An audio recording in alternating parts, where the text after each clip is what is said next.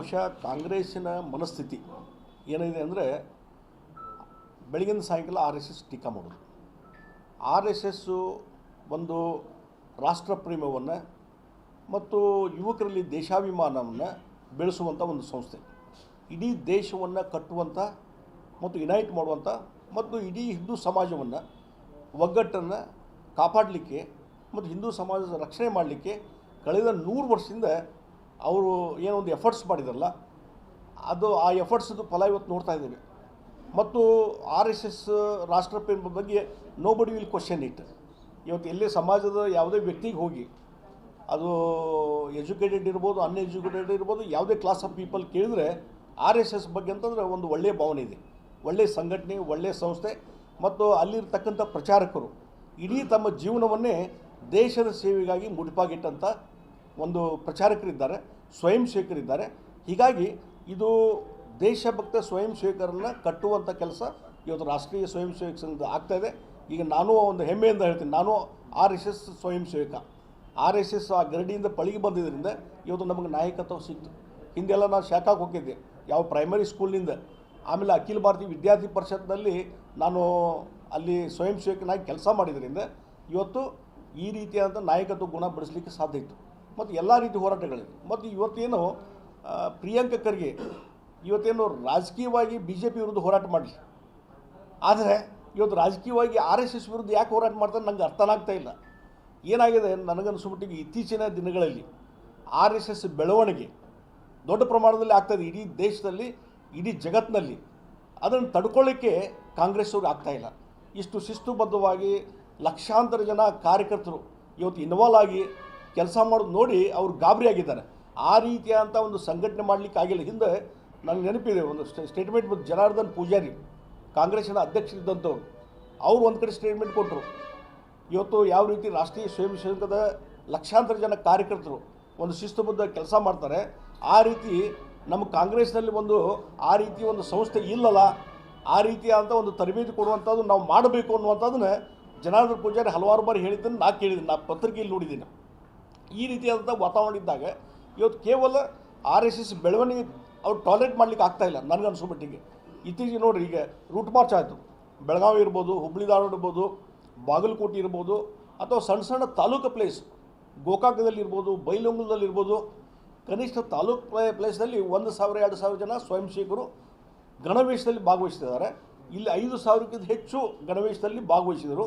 ಹುಬ್ಬಳ್ಳಿಯಲ್ಲಿ 8,000ಕ್ಕೂ ಹೆಚ್ಚು ಕಾರ್ಯಕರ್ತರು ಗಣವೇಶದಲ್ಲಿ, ಧಾರವಾಡದಲ್ಲಿ, ಬಾಗಲಕೋಟೆಯಲ್ಲಿ 10,000ಕ್ಕಿಂತ ಹೆಚ್ಚು ಗಣವೇಶಧಾರಿಗಳು ಆ ರೂಟ್ ಮಾರ್ಚಲ್ಲಿ ಪಾರ್ಟಿಸಿಪೇಟ್ ನೋಡಿದರೆ, ಮತ್ತು ಇಡೀ ದೇಶದಲ್ಲಿ 83,000ಕ್ಕಿಂತ ಹೆಚ್ಚು ಶಾಖೆಗಳು ನಡೀತದೆ. ಹೀಗಾಗಿ ಬಹುಶಃ ಕಾಂಗ್ರೆಸ್ ಇದನ್ನು ಟಾಲರೇಟ್ ಮಾಡಲಿಕ್ಕೆ ಆಗ್ತಾಯಿಲ್ಲ.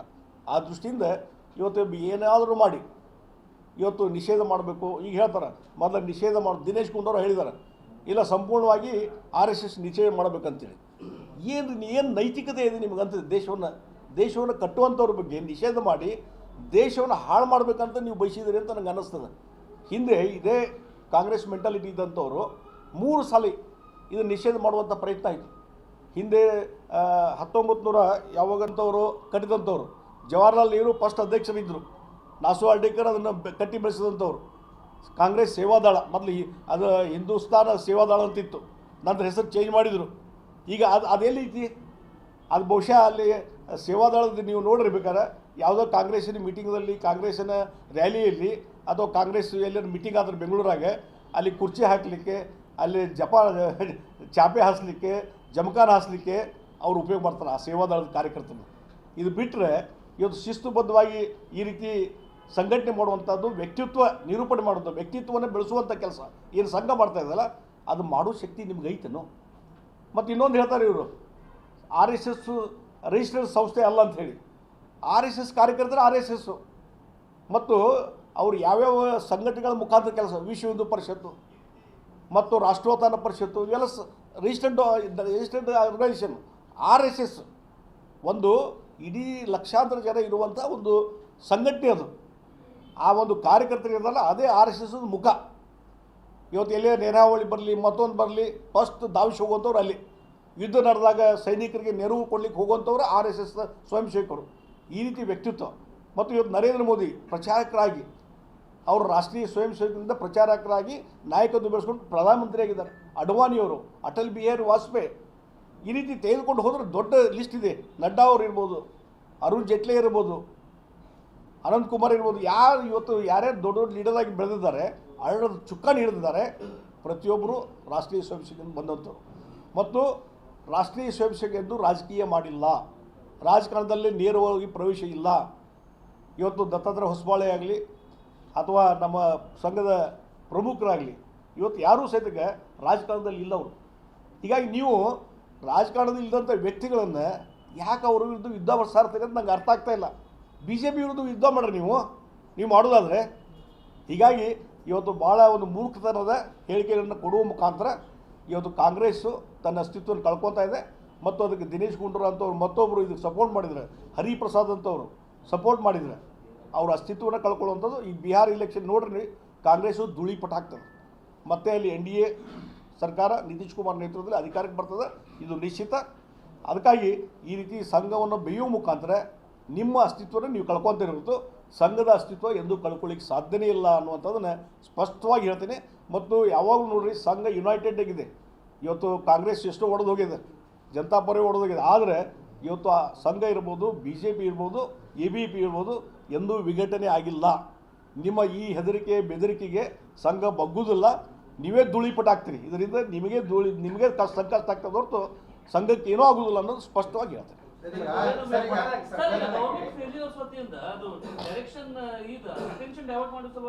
ನೋಡಿ, ಒಂದು ನಾನು ಹೇಳ್ತೀನಿ, ಕಾಂಗ್ರೆಸ್ನಲ್ಲಿ, ರಾಜ್ಯ ಕಾಂಗ್ರೆಸ್ನಲ್ಲಿ ಇನ್ ಫೈಟಿಂಗ್ ನಡೆಯೋದು. ಇವತ್ತು ಮೊನ್ನೆ ಸ್ಟೇಟ್ಮೆಂಟ್ ಕೊಟ್ಟರು DK ಶಿವಕುಮಾರ್. ಹಾಂ ಅದೇ ನವಂಬರ್ ಕ್ರಾಂತಿ ಅಂತ ಯಾರು ರಾಜನ ಹೇಳಿದ್ದು, ನವಂಬರ್ ಕ್ರಾಂತಿ ಆಗ್ತದೆ ಅಂತ ಹೇಳಿ. ಅಂದರೆ ಅವರೇ ಹೇಳಿದ್ದು. ಇದು ಇಲ್ಲಿ ಆರ್ಡ್ರ್ ಹೇಳ್ತಾರೆ, ನೀನೆ ನವಂಬರ್ ಕ್ರಾಂತಿ ಆಗ್ತದೆ ದಿಲ್ಲಿಯಲ್ಲಿ ಅಂತ ಹೇಳ್ತಾರೆ. ಇವರು ಸುಮ್ಮನೆ ಯಾರಾದರೂ BJP ಹೇಳ್ಯಾರೋ? ಇಲ್ಲಿ ರಾಜನ ಕಾಂಗ್ರೆಸ್ಸಿನ ಮಂತ್ರಿ ಇದ್ದಂಥವ್ರು ಹೇಳಿದರು ನವಂಬರ್ದಲ್ಲಿ ಕ್ರಾಂತಿ ಆಗ್ತದೆ. ಮತ್ತು ಅವರ ಶಾಸಕರೇ ಇವತ್ತು DK ಶಿವಕುಮಾರ್ ಮುಖ್ಯಮಂತ್ರಿ ಆಗ್ತದೆ ಅಂತ ಹೇಳಿದ್ದು ಅವರೇ. ನಮ್ಮ BJPಯಲ್ಲಿ ಯಾವುದೂ ಇಲ್ಲ. ಇವತ್ತು ನರೇಂದ್ರ ಮೋದಿಯವರ ನಾಯಕತ್ವದಲ್ಲಿ ಗಟ್ಟಿಯಾಗಿ ಇವತ್ತು BJP ನಿಂತದೆ, NDA ನಿಂತದೆ. ಇಡೀ ಜಗತ್ತಿನಲ್ಲೇ ಇವತ್ತು ಮೋದಿಯವರ ಬಗ್ಗೆ ಅಪ್ರಿಷಿಯೇಷನ್ ಬರ್ತಾ ಇದೆ. ಆ ರೀತಿ ನಾಯಕತ್ವ ಇರುವಾಗ ಅವರು ನಾನು ಹೇಳೋ ಪ್ರಕಾರ, ನನ್ನ ಅನುಭವದ ಪ್ರಕಾರ 2047 ವಿಕಸಿತ ಭಾರತ, ಅಲ್ಲಿವರೆಗೂ ಸಹಿತ ನರೇಂದ್ರ ಮೋದಿಯವರ ಅಧಿಕಾರ ಪ್ರೈಮ್ ಮಿನಿಸ್ಟರ್ ಇರ್ತಾರೆ. ಆಮೇಲೆ ಮುಂದೆ ನಾವೊಂದು ಹೇಳ್ತೀನಿ, ಇವ್ರಿಗೆ ಈ ನವಂಬರ್ ಕ್ರಾಂತಿ ಅದಲ್ಲ, ನಾವೊಂದು ಹೇಳ್ತೀನಿ, ಇನ್ ಫೈಟಿಂಗ್ ನಡೆಯೋದು ಏನೋ ಒಂದು ಅಂಡರ್ಸ್ಟ್ಯಾಂಡ್ ಆಗಿ ಇವರು DK ಶಿವಕುಮಾರ್ ಹೇಳಿದರು ಏನಂದರೆ, ಇಲ್ಲ ರೀ, ಏನಾದರೂ ಹೈಕಮಾಂಡ್ ಅದಕ್ಕೆ ಇದೂ ಬೇಕಾಗಿಲ್ಲ, ಬಹುಮತನೂ ಬೇಕಾಗಿಲ್ಲ, ಏನಿಲ್ಲ, ಹೈಕಮಾಂಡ್ ನಿರ್ಧಾರ ಮಾಡ್ತಾರೆ. ಮುಖ್ಯಮಂತ್ರಿ ಆಗೋದಕ್ಕೆ ಹೈಕಮಾಂಡ್ ನಿರ್ಧಾರ ಫೈನಲ್ ಅಂತ ಹೇಳಿಬಿಟ್ರು. ಅಂದರೆ ಒಂದು ಅಂಡರ್ಸ್ಟ್ಯಾಂಡ್ ಆಗೈತಿ. DK ಶಿವಕುಮಾರ್ ಸಿದ್ದರಾಮಯ್ಯ ನಡುವೆ ಹೈಕಮಾಂಡ್ ಅಂಡರ್ಸ್ಟ್ಯಾಂಡ್ ಮಾಡಿ 2.5 ವರ್ಷ ಆದಮೇಲೆ DK ಶಿವಕುಮಾರ್ ಅಧಿಕಾರ ಬಿಟ್ಟು ಹೋಗಬೇಕು ಅನ್ನುವಂಥದ್ದು, ಕೊಡಬೇಕು ಅನ್ನುವಂಥದ್ದು ಅವ್ರು ಹೇಳಿದ್ದಾರೆ, ಇನ್ಸ್ಟ್ರಕ್ಷನ್ ಕೊಟ್ಟಿದ್ದಾರೆ. ಅದೇ ಈಗ ಇನ್ ಫೈಟಿಂಗ್ ಸ್ಟಾರ್ಟ್ ಆಗಿದೆ. ಅದಕ್ಕಾಗಿ ಒಂದು ಜಾತಿ ಗಣತಿ, ಜನಗಣತಿ ಇದು ಸ್ಟಾರ್ಟ್ ಮಾಡಿದರು. ಅದಾದಮೇಲೆ ಈಗ ಈ RSS ಅದು ಚಾಲು ಮಾಡಿದರು. ಅಂದರೆ ಜನರ ಒಂದು ಮನಸ್ಸನ್ನು ಎಲ್ಲ ಫೇಲ್ಯೂರ್ ಆಗಿದೆ. ಇಡೀ ರಾಜ್ಯದಲ್ಲಿ ಕಾಂಗ್ರೆಸ್ ಆಡಳಿತ ಫೇಲ್ಯೂರ್ ಆಗಿದೆ. Law and order situation. ಗ್ರಂಥಾಲಯದಲ್ಲಿ ಕೆಲಸ ಮಾಡ್ತಕ್ಕಂಥ ಗ್ರಂಥ ಇಲಾಖೆ ಆತ್ಮಹತ್ಯೆ ಮಾಡ್ಕೊತಾರೆ, ಪಗಾರ ಕೊಡಲಾರ್ದೇ, ವೇತನ ಇಲ್ಲದೇ. ರೈತರು ಆತ್ಮಹತ್ಯೆ ಮಾಡ್ಕೊತಿದ್ದಾರೆ. ಯಾವುದೇ ನೆರೆ ಹಾವಳಿಗೆ ಬಂದಾಗ ಏನೋ ಪರಿಹಾರ ಕೊಡಲಾರಂಥ ಪರಿಸ್ಥಿತಿ ಇವತ್ತು ನಿರ್ಮಾಣ ಆಗಿದೆ. Corruption too much. ಬೆಂಗಳೂರಲ್ಲಿ ಒಂದು ಗುಂಡಿ ಮುಚ್ಚಲಿಕ್ಕೆ ಹಣ ಇಲ್ಲ ಇವರಿಗೆ. ಇವತ್ತು ಅಲ್ಲಿದ್ದಂಥ ಇಂಡಸ್ಟ್ರಿಲಿಸ್ಟ್ ಎಲ್ಲರೂ ಬೆಳಗಿನ ಸಾಯಂಕಾಲ ಚೀಮಾರಿ ಆಗ್ತದೆ ಈ ಸರ್ಕಾರಕ್ಕೆ. ಮತ್ತು ಎಲ್ಲಿವರಿಗೆ ಅಂದರೆ ಇಲ್ಲಿ ಇನ್ವೆಸ್ಟರ್ಸ್ ಯಾರೂ ಬರ್ತಾ ಇಲ್ಲ, ತಿಳ್ಕೊಂಬಿಡ್ರಿ. ಬೆಂಗಳೂರು, ಕರ್ನಾಟಕ ಮೊದಲು ಇನ್ವೆಸ್ಟರ್ಸ್ ಬರ್ತಿದ್ರು. ನಾನು ಇಂಡಸ್ಟ್ರಿ ಮಿನಿಸ್ಟರ್ ಕೆಲಸ ಮಾಡಿದ್ದೀನಿ. ಆದರೆ ಇವತ್ತು ನಮ್ಮ ಕಡೆ ಬರ್ತಕ್ಕಂಥ ಇಂಡಸ್ಟ್ರಿಗಳು ಪರ ರಾಜ್ಯಕ್ಕೆ ಹೋಗ್ತಾ ಇದ್ದಾವೆ. ಇವತ್ತು ಎಲ್ಲಿವರೆಗೆ ಗೂಗಲ್ದವರು ಇಲ್ಲಿ ಫಸ್ಟ್ ಟೈಮ್ ಟ್ರಂಪ್ ವಿರೋಧ ಮಾಡಿದಾಗೂ ಫಸ್ಟ್ ಟೈಮ್ ಭಾರತಕ್ಕೆ ಇನ್ವೆಸ್ಟ್ಮೆಂಟ್ ಮಾಡಲಿಕ್ಕೆ ಬಂದರು. 1.5 ಲಕ್ಷ ಕೋಟಿಯಷ್ಟು ಇನ್ವೆಸ್ಟ್ಮೆಂಟ್ ಎಲ್ಲಿ ಆಗ್ತದೆ? ಆಂಧ್ರದ ವಿಜಯವಾಡದಲ್ಲಿ ಆಗ್ತದೆ, ಇದರಲ್ಲಿ ವಿಶಾಖಪಟ್ಟಣದಲ್ಲಿ ಆಗ್ತಾಯಿದೆ ಆಂಧ್ರದ್ದು. ಅಂದರೆ ಅಲ್ಲಿಯ ಮುಖ್ಯಮಂತ್ರಿ, ಅಲ್ಲಿಯ ಇಂಡಸ್ಟ್ರಿ ಮಿನಿಸ್ಟ್ರು, ಅಲ್ಲಿ IT ಮಿನಿಸ್ಟ್ರು ಎಷ್ಟು ಆ್ಯಕ್ಟಿವ್ ಆಗಿ ಕೆಲಸ ಮಾಡಿ ಇವತ್ತು ಅವ್ರಲ್ಲಿ ಅಲ್ಲಿ ಕರ್ಕೊಂಡು ಹೋಗ್ತಾರೆ. ನಮ್ಮಲ್ಲಿದ್ದಂಥವ್ರು ಕೈಗಾರಿಕಾ ಮಂತ್ರಿ ಇರ್ಬೋದು, ಅಥವಾ ಇದ್ರದ್ದು IT ಮಿನಿಸ್ಟ್ರಿ ಇರ್ಬೋದು, ಅಥವಾ ಮುಖ್ಯಮಂತ್ರಿ ಇರ್ಬೋದು, ಎಲ್ಲರೂ ಯಾರು ಈ ರೀತಿ ದೊಡ್ಡದಾದಂಥ ಉದ್ಯಮಗಳು ತರುವಂಥ ಕೆಲಸ ನೀವು ಏನಾರು ಮಾಡಿದ್ರಿ. ನ್ಯಾಚುರಲ್ ಕೋರ್ಸ್ಗೆ ಯಾವ ಬಂದಿದ್ದೋ ಅಷ್ಟೇ. ಅದು ಬಿಟ್ಟು ನಿಮ್ಮ ಎಫರ್ಟ್ಸಿಂದ ಏನಾಗಿದೆ ಇಲ್ಲಿ ಕರ್ನಾಟಕದಲ್ಲಿ? ಇಲ್ಲಿಂದ ಉದ್ಯಮಿದವರು ಬೇರೆ ಕಡೆ ಹೋಗ್ತಾ ಇದ್ದಾರೆ. ಈ ವಿಶಾಖಪಟ್ಟಣ ಒಂದು ಉದಾಹರಣೆ ಇದು. ಆಂಧ್ರ ಪಾಲು ಹೋಯ್ತದು, ಅದನ್ನು ಇಲ್ಲಿ ತರ್ಬೋದಾಗಿತ್ತಲ್ಲ ಬೆಂಗಳೂರಿಗೆ, ಅಥವಾ ಬೆಳಗಾವಿ ತರ್ಬೋದಾಗಿತ್ತು, ಅಥವಾ ಬೇರೆ ರಾಜ್ಯದ ಬೇರೆ ಭಾಗದಲ್ಲಿ ತರ್ಬೋದಾಗಿತ್ತಲ್ಲ. ಆಂಧ್ರದಲ್ಲಿ ಈಗ ವಿಶಾಖಪಟ್ಟಣ ಅಲ್ಲಿ ತೊಗೊಂಬರ್ತಾರಂತಂದ್ರೆ ನೀವು ಯಾಕೆ ತರೋಕ್ಕಾಗಿಲ್ಲ? ನಿಮಗೆ ಆ ಫೆಸಿಲಿಟಿ ಕೊಡ್ಬೋದಾಗಿತ್ತಲ್ಲ. ಹೀಗಾಗಿ ಇವತ್ತು ಪ್ರತಿಯೊಂದು ಹಂತದಲ್ಲಿ ರಾಜ್ಯ ಸರ್ಕಾರ ವಿಫಲ ಆಗ್ತಾಯಿದೆ. ಸಿದ್ದರಾಮಯ್ಯವರು ಆಡಳಿತದಲ್ಲಿ ಆಸಕ್ತಿಯನ್ನು ಕಳ್ಕೊಂಡಿದ್ದಾರೆ. ಕರಪ್ಷನ್ ಸಿಕ್ಕಾಪಟ್ಟೆ ಆಗ್ತಾಯಿದೆ. ಅದೇ ಡಿನ್ನರ್ ಪಾರ್ಟಿ ಎದುರು ಸಲುವಾಗಿ ಈಗ ಬಿಹಾರ್ ಎಲೆಕ್ಷನ್ಗೆ ಹಣ ಕಲೆಕ್ಷನ್ ಮಾಡೋದು ಅಷ್ಟೇ. ಹಣ ಕಲೆಕ್ಷನ್ ಮಾಡ್ಲಿಕ್ಕೆ ಡೈರೆಕ್ಷನ್ ಕೊಟ್ಟಿದ್ದಾರೆ ಅವರು. ಹೈಕಮಾಂಡ್ ಕೇಳ್ತಾ ಇದ್ದಾರಪ್ಪ, ಅದರ ಸಲುವಾಗಿ ಒಬ್ಬೊಬ್ಬರು ಇಷ್ಟು ಕಾಂಟ್ರಿಬ್ಯೂಷನ್ ಮಾಡ್ರಿ ಅಂತೇಳಿ ಹೈಕಮಾಂಡ್ಗೆ ಕಪ್ಪು ಕಾರ್ಡ್ಗೆ ಸಲ್ಲಿಸೋ ಸಲುವಾಗಿ ಬಿಹಾರ್ ಎಲೆಕ್ಷನ್ ಸಲುವಾಗಿ ಹಣ ಕಲೆಕ್ಷನ್ ಮಾಡಿದ್ದಕ್ಕೆ ಅದು ಒಂದು ಮೀಟಿಂಗ್ ಅಷ್ಟೇ, ಮತ್ತು ಬೇರೆ ಇಲ್ಲ. ಕಲೆಕ್ಷನ್ ಪಾರ್ಟಿ ಅನ್ನೋದು ಇದು ATM. ಇದು ಕರ್ನಾಟಕ ಇಡೀ ರಾಷ್ಟ್ರದ ಕಾಂಗ್ರೆಸ್ಸನ್ನು ಬದುಕಿಸ್ಲಿಕ್ಕೆ ಇದೊಂದು ATM. ಅದಕ್ಕಾಗಿ ಆ ATM ಮುಖಾಂತರ ರೊಕ್ಕ ಹೆಂಗೆ ಕಳಿಸ್ಬೇಕು ಅನ್ನೋದಕ್ಕೆ ಅದೊಂದು ಡಿನ್ನರ್ ಪಾರ್ಟಿ, ಮತ್ತೇನಿಲ್ಲ ಇಲ್ಲ. ನೋಡಿರಿ, ಇದು ಇನ್ ಫೈಟಿಂಗ್ ಏನು ಸ್ಟಾರ್ಟ್ ಆಗ್ತಂದ್ರೆ ಈ ಮುಖ್ಯಮಂತ್ರಿ ಬದಲಾವಣೆ ಆಗೋದಿಲ್ಲ. ನಾ ಹೇಳೋದು ನವಂಬರ್ ಕ್ರಾಂತಿ ಅದ, ನವಂಬರ್ಗೆ ಭ್ರಾಂತಿ ಆಗ್ತದೆ. ಯಾಕಂದ್ರೆ ಒಂದ್ಸಲ ಅದು ಇನ್ ಫೈಟಿಂಗ್ ಜೋರು ಆಗ್ತಂದ್ರೆ ಈ ಕಡೆ ಗ್ರೂಪ್ ಹೊರಗೆ ಬರ್ತದೆ, ಆ ಕಡೆ ಗ್ರೂಪ್ ಹೊರಗೆ ಬರ್ತದೆ. ಆವಾಗ ಸರ್ಕಾರ ತನ್ನ ಅಸ್ತಿತ್ವ ಕಳ್ಕೊತದ. ಬಹುಶಃ ಸರ್ಕಾರ ಪತನ ಆಗುವಂಥ ಚಾನ್ಸು ಅದಾವೆಲ್ಲ. ಅವ್ರ ಬಗ್ಗೆ ನಿಷೇಧ ಮಾಡಿ ದೇಶವನ್ನು ಹಾಳು ಮಾಡಬೇಕಂತ ನೀವು ಬಯಸಿದ್ದೀರಿ ಅಂತ ನನಗೆ ಅನ್ನಿಸ್ತದೆ. ಹಿಂದೆ ಇದೇ ಕಾಂಗ್ರೆಸ್ ಮೆಂಟಾಲಿಟಿ ಇದ್ದಂಥವ್ರು 3 ಸಾಲ ಇದನ್ನು ನಿಷೇಧ ಮಾಡುವಂಥ ಪ್ರಯತ್ನ ಆಯಿತು. ಹಿಂದೆ 1948ರಲ್ಲಿ ಮಹಾತ್ಮ ಗಾಂಧೀಜಿಯವರೇನು ಹತ್ಯೆ ಆಯಿತಲ್ಲ, ಆ ಸಂದರ್ಭದಲ್ಲಿ ನಾಥುರಾಮ್ ಗೋಡ್ಸೆಗೆ ಸಂಬಂಧ ಇಟ್ಟುಕೊಂಡು ಅವರು ಸಂಘಕ್ಕೆ ಸಂಬಂಧ ಅಂತೇಳಿ ಈ ರೀತಿಯಾದಂಥದ್ದು ಸಂಘದ ಇಡೀ ಸಂಘವನ್ನೇ ತೆಗೆದುಕೊಂಡು ನಿಷೇಧ ಮಾಡುವಂಥ ಕೆಲಸ ಅವತ್ತು ಅವ್ರ ಗೃಹ ಮಂತ್ರಿ ಅವತ್ತು ವಲ್ಲಭಭಾಯ್ ಪಟೇಲ್ರಿದ್ದು. ವೈಯಕ್ತಿಕವಾಗಿ ತೆಗೆದುಕೊಂಡಂಥ ನಿರ್ಧಾರ ಅಲ್ಲ ವಲ್ಲಭಭಾಯ್ ಪಟೇಲ್ರು. ಇವತ್ತು ವಲ್ಲಭಭಾಯ್ ಪಟೇಲ್ರು ದೇಶಭಕ್ತ, ಇಡೀ ದೇಶವನ್ನು ಒಗ್ಗಟ್ಟು ಮಾಡಿದಂಥ ವ್ಯಕ್ತಿ. ಅವ್ರದ್ದು ಮಹಾತ್ಮ ಗಾಂಧಿ ಹತ್ಯೆ ಆದಂಥ ಸಂದರ್ಭದಲ್ಲಿ ಆ ರೀತಿ ಅಪಪ್ರಚಾರ ಮಾಡಿದ್ದರಿಂದ ಅವರು ಗೃಹ ಮಂತ್ರಿ ಇದ್ದಾಗ ಅನಿವಾರ್ಯವಾಗಿ ಅವರು ಅದರ ನಿರ್ಧಾರವನ್ನು ಕೈಗೊಳ್ಳುವಂಥದ್ದು. ಜವಾಹರ್ಲಾಲ್ ನೆಹರು ಪ್ರೈಮ್ ಮಿನಿಸ್ಟರ್ ಇದ್ದರು. ಹೀಗಾಗಿ ಜವಾಹರ್ಲಾಲ್ ನೆಹರು ಅವರು ಗಮನಕ್ಕೆ ಬರಲು ನಿಷೇಧ ಮಾಡಲಿಕ್ಕೆ ಸಾಧ್ಯನೇ ಇಲ್ಲ, ನಿಷೇಧ ಮಾಡಿದರು. ಆಮೇಲೆ ಮುಂದೆ ಇದಕ್ಕೆ ಈ ನಾಥುರಾಮ್ ಗೋಡ್ಸೆಗೂ ಇದಕ್ಕೆ ಏನು ಸಂಬಂಧ ಇಲ್ಲ ಅಂಥೇಳಿ ಅದೇ ಕೇಂದ್ರ ಸರ್ಕಾರ 1 ವರ್ಷದ ನಂತರ ಅದನ್ನು ವಾಪಸ್ ತೊಗೊಂಡ್ರು ನಿಷೇಧ. ಹಾಗಾದ್ರೆ ನಿಷೇಧ ಮುಂದುವರಿಸ್ಬೋದಾಗಿತ್ತಲ್ಲ, ಮಾಡಲಿಲ್ಲ. ಇದು ಒಂದು ಹಂತದಲ್ಲಿ 48 ಇಸ್ವಿಯಲ್ಲಿ ಮತ್ತು 49 ಇಸ್ವಿಯಲ್ಲಿ ಅದನ್ನು ವಾಪಸ್ ತೆಗೆದುಕೊಂಡ್ರು. ಅದೇ ರೀತಿ 1975ರಲ್ಲಿ ತುರ್ತು ಪರಿಸ್ಥಿತಿ, ಶ್ರೀಮತಿ ಇಂದಿರಾ ಗಾಂಧಿಯವರು ಪ್ರಧಾನಮಂತ್ರಿ ಇದ್ದರು. ತುರ್ತು ಪರಿಸ್ಥಿತಿ ಘೋಷಣೆ ಮಾಡಿದಾಗ ಹಲವಾರು ಸಂಘಟನೆಗಳನ್ನು ನಿಷೇಧ ಮಾಡಿದರು. ಹಾಗೆ ಈ RSS ನಿಷೇಧ ಮಾಡಿಬಿಟ್ರು. ಅದಕ್ಕೆ ಹಿಂದಿಲ್ಲ ಮುಂದಿಲ್ಲ, ಕಾರಣ ಇಲ್ಲ, ಏನಿಲ್ಲ, ನಿಷೇಧ ಮಾಡಿಬಿಟ್ರು. ನಿಷೇಧ ಮಾಡಿದ ಮೇಲೆ ಮುಂದೆ 77ರಲ್ಲಿ ಆ ತುರ್ತು ಪರಿಸ್ಥಿತಿ ವಾಪಸ್ ತೆಗೆದುಕೊಳ್ಳುವಂಥ ಪರಿಸ್ಥಿತಿ ಬಂತು. ಆವಾಗ ಮುಂದೆ ಈ ನಿಷೇಧವನ್ನು ವಾಪಸ್ ತೊಗೊಂಡ್ರು ಅವತ್ತಿನ ಕೇಂದ್ರ ಸರ್ಕಾರ. ಹಾಗೆ ಆ ರೀತಿ ಆಯಿತು. ಹೀಗಾಗಿ ಇಂದಿರಾ ಗಾಂಧಿಯವ್ರನ್ನೂ ಸಹಿತ ನಿಷೇಧ ಮುಂದುವರಿಸಲಿಕ್ಕೆ ಆಗಲಿಲ್ಲ. ಅದರ ಇಫೆಕ್ಟ್ ಏನಾಯಿತು ಅವ್ರಿಗೆ ಗೊತ್ತಿದೆ. ಇಂದಿರಾ ಗಾಂಧಿಯವ್ರ ನಿಷೇಧ ಮಾಡಿ ತುರ್ತು ಪರಿಸ್ಥಿತಿ ಹೋರಾಟ ಯಾರು RSS ಮಾಡಿದರು, ಉಳಿದ ಪ್ರತಿಪಕ್ಷಗಳು ಮಾಡಿದರು. RSS ಮಾಡಿದ್ರಿಂದ ಅದರ ಪರಿಣಾಮ ತುರ್ತು ಪರಿಸ್ಥಿತಿ ವಾಪಸ್ ತೆಗೆದುಕೊಳ್ಳುವಂಥ ಪರಿಸ್ಥಿತಿ ಬಂತು. ಮತ್ತು ಇನ್ನೊಂದು ಸಾರಿ 1992ನೇ ಇಸ್ವಿಯಲ್ಲಿ ಡಿಸೆಂಬರ್ 6 ಬಾಬ್ರಿ ಮಸೀದಿ ಅನ್ನುವಂಥ ಕಟ್ಟಡ ಏನಂತಲ್ಲ ಅದು ಧ್ವಂಸ ಆದಮೇಲೆ ಅವತ್ತು ಸಹಿತ ಅದನ್ನ RSSಗೆ ಲಿಂಕ್ ಹಚ್ಚಿ ಅವತ್ತು ನಿಷೇಧ ಮಾಡುವಂಥ ಕೆಲಸ ಅವತ್ತು PV ನರಸಿಂಹರಾವ್ ಇದ್ದರು, ಪ್ರೈಮ್ ಮಿನಿಸ್ಟ್ರು, ಕಾಂಗ್ರೆಸ್ಸಿನ ಲೇಟ್ ಗೌರ್ಮೆಂಟು ಅವರಿತ್ತು. ಆವಾಗ ಮುಂದೆ ಕೋರ್ಟ್ನಲ್ಲಿ ಇದನ್ನು ಚಾಲೆಂಜ್ ಮಾಡಿದರು. RSS ಅವರು ಕೋರ್ಟ್ನಲ್ಲಿ ಚಾಲೆಂಜ್ ಮಾಡಿದರು. ಆವಾಗ ಕೋರ್ಟ್ನಲ್ಲಿ ಅದು ಸರಿಯಾಗಿ ಉತ್ತರ ಕೊಡಲಿಕ್ಕೆ ಆಗದೇ ಇದ್ದದ್ರಿಂದ, ನಿಷೇಧಕ್ಕೆ ಸರಿಯಾದ ಕಾರಣ ಹೇಳದೇ ಇರೋದಕ್ಕೆ ಕೊನೆಗೆ ಅನಿವಾರ್ಯವಾಗಿ ಅವತ್ತು ನರಸಿಂಹರಾವ್ ಸರ್ಕಾರವೂ ಸಹಿತ ಈ ನಿಷೇಧವನ್ನು ವಾಪಸ್ ತೆಗೆದುಕೊಳ್ಳುವಂಥದ್ದು. ಅಂದರೆ ಈ ರೀತಿ ನರಸಿಂಹರಾವ್, ಇಂದಿರಾ ಗಾಂಧಿಯವರು, ಜವಾಹರ್ಲಾಲ್ ನೆಹರು ಅವ್ರ ಟೈಮ್ದಲ್ಲಿ 3 ಸಲ ನಿಷೇಧ ಮಾಡಿದಾಗೂ ಸಹಿತಕ್ಕೆ ಆ ನಿಷೇಧ ಉಳಿಲಿಲ್ಲ, ವಾಪಸ್ ತೆಗೆದುಕೊಂಡು ಇವತ್ತು ಸಂಘ ಕೆಲಸ ಚಾಲೂ ಆಗಿದೆ, ಕಂಟಿನ್ಯೂಸ್ ಇದೆ. ಆ ಹಿನ್ನೆಲೆಯಲ್ಲಿ ಒಂದು ನಾನು ಹೇಳ್ತೀನಿ. ಮತ್ತು ತಮಿಳುನಾಡದ್ದು ಈಗ ಹೇಳ್ತಾರೆ ಉದಾಹರಣೆ. ತಮಿಳುನಾಡಿನಲ್ಲಿ ಒಂದು ಹಂತದಲ್ಲಿ ಇದೇ DMK ಸರ್ಕಾರ ಇದ್ದಾಗ 50 ಸಂಘದ ಕಾರ್ಯಕ್ರಮಗಳನ್ನು ಅದು ನಿಷೇಧ ಮಾಡ್ತು. ಇದು ಸಾರ್ವಜನಿಕ ಸ್ಥಳದಲ್ಲಿ ನಡೀತಾ ಇದೆ ಅನ್ನುವಂಥದ್ದು ನಿಷೇಧ ಮಾಡಿದ್ರು. ಆವಾಗ ಅದನ್ನು ಚಾಲೆಂಜ್ ಮಾಡಿ ಕೋರ್ಟಿಗೆ ಹೋದ್ರು RSS ಅವರು. ಕೋರ್ಟಿಗೆ ಹೋದಾಗ ಅಲ್ಲಿ ಕೋರ್ಟ್ನಲ್ಲಿ ನೋಡ್ರಿ, ಸಂವಿಧಾನ ಬಾಹಿರವಾಗಿ ಕೆಲಸ ಇದು ಮಾಡ್ತಿದ್ರೆ, ಸಂವಿಧಾನ ಬಾಹಿರವಾಗಿ, ಕಾನೂನು ಬಾಹಿರವಾಗಿ ಯಾವುದಾದ್ರೂ ಅವ್ರು ಕಾರ್ಯಕ್ರಮ ಮಾಡಿದರೆ ಅದನ್ನು ನಿಷೇಧ ಮಾಡಿ ನೀವು.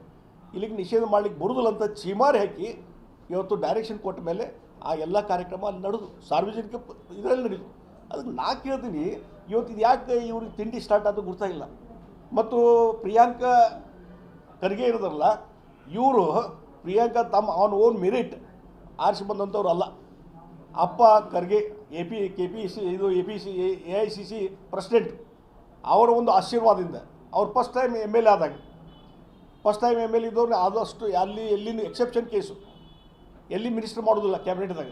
ಆದರೆ ಫಸ್ಟ್ ಟೈಮ್ ಆರಿಸಿ ಬಂದಾಗ ಅವರು ಸಿದ್ದರಾಮಯ್ಯ ಗೌರ್ಮೆಂಟ್ದಲ್ಲಿ ಮಿನಿಸ್ಟರ್ ಆದರು. ಯಾಕಾದರೂ ಮಲ್ಲಿಕಾರ್ಜುನ್ ಖರ್ಗೆ ಅಪ್ಪನ ಪ್ರಭಾವದಿಂದ ಆದರು. ಆದರೆ ಅದು ಸದುಪಯೋಗ ಮಾಡ್ಕೋಬೇಕಲ್ಲ. ಅವರ ಅಹಂಕಾರ, ಈ ರೀತಿ ಕ್ರಿಮಿನಲ್ ಬುದ್ಧಿ, ಈ ರೀತಿ ಬೆಳಗಿನ ಸಾಯಂಕಾಲ RSS ದೇಶಭಕ್ತ ಸಂಘಟನೆಗೆ ಟೀಕೆ ಮಾಡೋದು, ಇದರಿಂದ ಅವರ ಅಹಂಕಾರ, ಅರೋಗನ್ಸು, ಇದರಿಂದಲೇ ಅವ್ರ ವ್ಯಕ್ತಿತ್ವ ಹಾಳು ಮಾಡ್ಕೊತಾ ಇದ್ದಾರೆ. ನಂಗೆ ಅರ್ಥ ಆಗ್ತಾ ಇಲ್ಲ ಇದನ್ನು. ಮತ್ತು ಮುಂದೆ ಈಗ ಮತ್ತೆ ಮಂತ್ರಿ ಆಗಿದ್ದು ಅದೇ ಪ್ರಭಾವ, ಖರ್ಗೆ ಅವ್ರ ಪ್ರಭಾವದಿಂದ ಮಂತ್ರಿ ಅದು. ನೀವು ಅಲ್ಲಿ ಗುಲ್ಬರ್ಗಾದಾಗ ಯಾರಿಗಾರು ಹೋಗಿ ಕೇಳ್ರಿ. ನಾನು ಭಾಳ ಸಲ ಪ್ರವಾಸ ಮುಗಿದ್ದೀನಿ. ಅವತ್ತೇನು ಮಲ್ಲಿಕಾರ್ಜುನ್ ಖರ್ಗೆ ಲೋಕಸಭಾ ಇಲೆಕ್ಷನ್ನಿಗೆ, ಮೊನ್ನೆ ಇಲೆಕ್ಷನ್ ಅದ್ರ ಹಿಂದಿನ ಇಲೆಕ್ಷನ್ದಲ್ಲಿ ಸೋತ್ರಲ್ಲ, ಅದಕ್ಕೆ ಮೂಲ ಕಾರಣ ಈ ಪ್ರಿಯಾಂಕಾ ಖರ್ಗೆ ಅನ್ನುವಂಥ ಈ ಚೈಲ್ಡಿಶ್ ಬುದ್ಧಿ, ಅಹಂಕಾರದ ವ್ಯಕ್ತಿ. ಈತನ ಒಂದು ಅಹಂಕಾರ, ಈತನ ಚೈಲ್ಡಿಶ್ ಬುದ್ಧಿಯಿಂದ ಅಲ್ಲಿದ್ದಂಥ ಕಾಂಗ್ರೆಸ್ಸಿನ ಪ್ರಮುಖ ನಾಯಕರು, ಬೆಳಗಿನ ಸಾಯಂಕಾಲ ಮಲ್ಲಿಕಾರ್ಜುನ್ ಖರ್ಗೆ ಸುತ್ತಲೂ ಇರುವಂಥ ವ್ಯಕ್ತಿಗಳು ಅವತ್ತು ಎಲ್ಲರೂ BJPಗೆ ಜಾಯ್ನ್ ಆದರು. ಹೀಗಾಗಿ ಅವತ್ತು ಅವರ ಅರೋಗೆನ್ಸಿದ ಪ್ರಿಯಾಂಕಾ ಖರ್ಗೆ ಅಹಂಕಾರದಿಂದ ಮಲ್ಲಿಕಾರ್ಜುನ್ ಖರ್ಗೆ ಲೋಕಸಭೆ ಚುನಾವಣೆಯಲ್ಲಿ ಸೋತು. ಹೀಗಾಗಿ ಇವತ್ತು ಅಲ್ಲಿ ಗುಲ್ಬರ್ಗಾದ ಎಲ್ಲ ಜನರಿಗೆ ಗುರ್ತಿದೆ ಯಾಕೆ ಸೋತರು ಅನ್ನುವಂಥದ್ದು. ಅಲ್ಲಿ ಎಲ್ಲ ಲೀಡರ್ಸು ಹೇಳ್ತಾರೆ ಆ ರೀತಿಯಾದಂಥ ವ್ಯಕ್ತಿ ಇದ್ದವ. ಹೀಗಾಗಿ ಇವತ್ತು ಪ್ರಿಯಾಂಕಾ ಖರ್ಗೆ ರಾಷ್ಟ್ರ ಮಟ್ಟದಲ್ಲಿ ಏನು ಪ್ರಚಾರ ತೆಗೆದುಕೊಳ್ಳೋ ಸಲುವಾಗಿ ಇದೆಲ್ಲ ಮಾಡ್ತಾ ಇದ್ದಾರೆ. ಈ ರೀತಿ ನಿಷೇಧ ಮಾಡಲಿಕ್ಕೆ ಸಾಧ್ಯ ಇಲ್ಲ. ಮತ್ತು ನಿಷೇಧ ಯಾವುದಾದ್ರೂ ಸಂಸ್ಥೆ ನಿಷೇಧ ಮಾಡೋದಾದ್ರೆ ದೇಶದ್ರೋಹಿ ಕೆಲಸ ಮಾಡ್ತಿದ್ದಾರೆ, ಹಿಂಸಾತ್ಮಕ ಕೆಲಸವನ್ನು ಮಾಡ್ತಿದ್ದಾರೆ, ಆ್ಯಕ್ಟಿವಿಟೀಸ್ ಮಾಡ್ತಿದ್ದಾರೆ, ಎಲ್ಲ ಆ ರೀತಿ ನಿಷೇಧ ಮಾಡಲಿಕ್ಕದ. RSS ಯಾವಾಗಲೂ ಇವತ್ತು ಹಿಂಸೆಗೆ ಎಂದೂ ಸ್ಕೋಪ್ ಕೊಡುವಂಥ ವ್ಯಕ್ತಿ ಅಲ್ಲ ಅವರು. RSS ಅಹಿಂಸಾಪೂರ್ವಕವಾಗಿ ಕೆಲಸ ಮಾಡ್ತಕ್ಕಂಥವ್ರು, ಶಿಸ್ತುಬದ್ಧವಾಗಿ ಕೆಲಸ ಮಾಡ್ತಕ್ಕಂಥವ್ರು, ಸ್ವಯಂ ಸೇವಕರನ್ನ ತಯಾರು ಮಾಡುವಂಥ ಸಂಸ್ಥೆ ಇದು. ಅಂಥವ್ರಿಗೆ ಈ ರೀತಿಯಾದ ನಿಷೇಧ ಇರಲಿಕ್ಕೆ ಬರುವುದೇ ಇಲ್ಲ. ಮೊದಲು ಕಾನೂನು ರೀತಿ ಆರ್ಟಿಕಲ್ 14 ನಮ್ಮ ಸಂವಿಧಾನದ ಪ್ರಕಾರ ಇವತ್ತು ನನ್ನ ಅಭಿಪ್ರಾಯ ಹೇಳಲಿಕ್ಕೆ ಎಲ್ಲ ಹಕ್ಕಿದೆ ನನಗೆ. ಆರ್ಟಿಕಲ್ 14 ಪ್ರಕಾರ ನನಗೆ right to speak, right to debate ಇವೆಲ್ಲ ಇದೆ ಹಕ್ಕು. ಅದರ ವ್ಯತಿರಿಕ್ತವಾಗಿ ಇವತ್ತು ಕಾನೂನು ಬಾಹಿರವಾಗಿ ಒಂದು ಸಂಸ್ಥೆಯೇ ನಿಷೇಧ ಮಾಡಲಿಕ್ಕೆ ಬರುವುದಿಲ್ಲ. ಇದು ಸುಮ್ಮನೆ ಬೆಳಗಿಂದ ಸಾಯಂಕಾಲ ಸ್ಟೇಟ್ಮೆಂಟ್ ಕೊಡುವ ಮುಖಾಂತರ ಈ ಮಾಧ್ಯಮದಲ್ಲಿ ನೀವು ಅದ್ರ ಬಗ್ಗೆ ಬೆಳಗಿನ ಸಾಯಂಕಾಲ ಬರೆಯೋದು, ಇಲೆಕ್ಟ್ರಾನಿಕ್ ಮೀಡಿಯಾದಲ್ಲಿ ಡಿಬೇಟ್ ಹಚ್ಚೋದು ಇದು ನಡೀತಿದೆ ಹೊರತು ಇದು ಈ ಸಿದ್ದರಾಮಯ್ಯ ಸರ್ಕಾರಕ್ಕೂ ಮತ್ತು ಇದೇ ಸಂವಿಧಾನದ ಪ್ರಕಾರ ಇವತ್ತು ದೇಶದ್ರೋಹಿ ಮತ್ತೊಂದು ದೇಶಕ್ಕೆ ಏನೋ ದೇಶದ ರಕ್ಷಣೆಗೆ ಏನೋ ತೊಂದರೆ ಆಗಿದೆ ಅಂತ ನಿಷೇಧ ಮಾಡೋ ಹಕ್ಕು ಯಾರಿಗಿದೆ? ಕೇಂದ್ರ ಸರ್ಕಾರಕ್ಕಿದೆ, ಸಿದ್ದರಾಮಯ್ಯ ಸರ್ಕಾರಕ್ಕೆ ಇಲ್ಲ. ಹಿಂದೆ ತಮಿಳುನಾಡು ಸರ್ಕಾರ ಏನೋ ನಿಷೇಧ ಮಾಡ್ತು ಸಾರ್ವಜನಿಕ ಸ್ಥಳಗಳಲ್ಲಿ, ಅದೇನು ಹೈಕೋರ್ಟಿಂದ ಚೀಮಾರಿ ಆಯಿತು. ಅದೇ ರೀತಿ ಏನಾದರೂ ಸಿದ್ದರಾಮಯ್ಯ ಸರ್ಕಾರ ಇದೇನಾದರೂ ನಿಷೇಧ ಮಾಡುವಂಥ ಕೆಲಸ ಮಾಡಿದರೆ ಕೋರ್ಟಿಂದ ಚೀಮಾರಿ ಹಾಕಿಸುವಂಥ ಪರಿಸ್ಥಿತಿ ಬರ್ತದೆ. ಇದು ಪ್ರಚಾರಕ್ಕಾಗಿ